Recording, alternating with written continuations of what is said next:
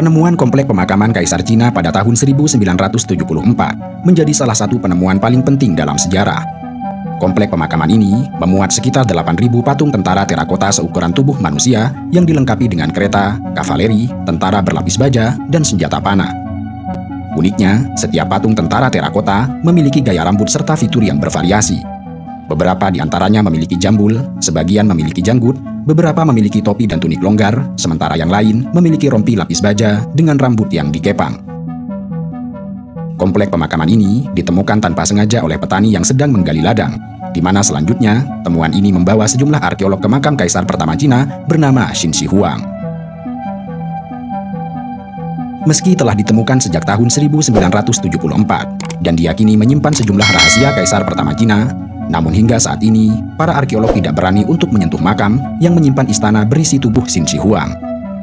Dengan demikian, sejak meninggal pada tahun 210 sebelum Masehi hingga ditemukan kembali pada tahun 1974, belum ada seorang pun yang mengintip ke dalam makam ini. Itu artinya, makam sang kaisar tidak pernah tersentuh selama lebih dari 2000 tahun. Keengganan arkeolog untuk menyentuh makam sang kaisar didasari rasa hormat terhadap sang kaisar. Di samping juga menyadari bahwa sampai saat ini belum ada teknologi yang memungkinkan para arkeolog untuk masuk dan menggalinya dengan benar. Para arkeolog sangat khawatir penggalian terhadap makam kaisar dapat merusak makam dan menyebabkan hilangnya informasi sejarah yang sangat penting. Selain dua alasan tersebut, arkeolog meyakini bahwa membongkar makam juga dapat mendatangkan bahaya yang lebih buruk serta mematikan.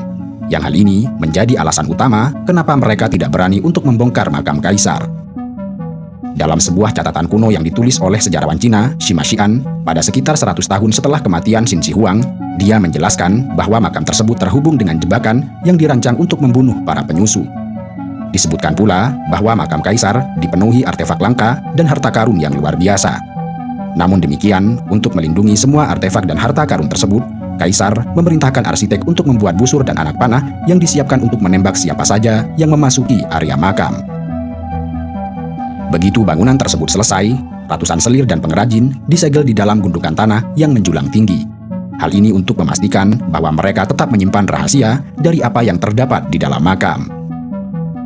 Bukan hanya itu, jebakan merkuri yang berbahaya juga menjadi ancaman yang mematikan. Menurut catatan Sima Xian, merkuri digunakan untuk membuat aliran sungai dan laut di dalam makam, di mana menurut hasil analisis terhadap sampel tanah di sekitar makam, ditemukan bahwa area makam ini memiliki tingkat kontaminasi merkuri yang sangat tinggi dan sangat berbahaya bagi kesehatan. Pada saat makam tersebut ditemukan, beberapa penduduk setempat memperingatkan bahwa mengganggu relik dapat membawa kutukan bagi desa mereka.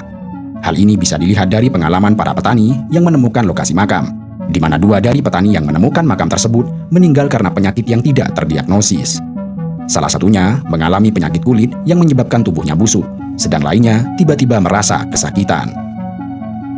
Beragam jebakan serta merkuri yang memenuhi area makam tidak hanya membuat takut para arkeolog, namun juga membuat getir para penjara untuk mencuri benda-benda berharga yang terdapat di dalam makam. Qin Shi Huang adalah kaisar pertama Cina dengan beragam prestasi yang menakjubkan. Qin Shi Huang berkuasa pada 221 sebelum Masehi saat usianya baru 13 tahun. Di bawah kekuasaannya, Cina berhasil meraih kemajuan besar. Sang kaisar berhasil membangun angkatan perang yang optimal, di mana kemudian angkatan perang ini menjadi ujung tombak bagi kejayaan Cina. Berkat militer yang baik, kaisar berhasil melakukan perluasan wilayah dan menyatukan seluruh kekaisaran lokal Cina menjadi satu kekaisaran tunggal. Selain itu, sang kaisar juga tercatat sebagai pembuat sistem penyertaan alat tukar dan pengukuran pertama di dunia. Salah satu pencapaiannya yang lain yang dapat dilihat sampai hari ini adalah pembangunan benteng besar yang kemudian dikenal sebagai Tembok Besar Cina. Benteng yang berdiri sepanjang 21.196 km itu dimaksudkan untuk menahan serangan suku barbar yang berasal dari utara Cina. Kesuksesan dan kejayaan tersebut membuat Qin Shi Huang berpikir melawan takdir. Sang kaisar menolak kematian yang memang menjadi kepastian yang tidak dapat dihindari oleh setiap makhluk hidup. Bagi kaisar, kematian akan menjadi akhir dari kekuasaannya, yang oleh sebab itu ia menginginkan hidup yang abadi.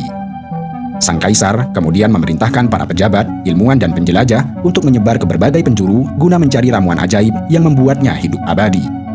Hingga kemudian, salah seorang di antara mereka menemukan sebuah ramuan yang konon bisa membuat raja kuno dapat hidup hingga 10.000 tahun. Padahal, ramuan tersebut adalah merkuri.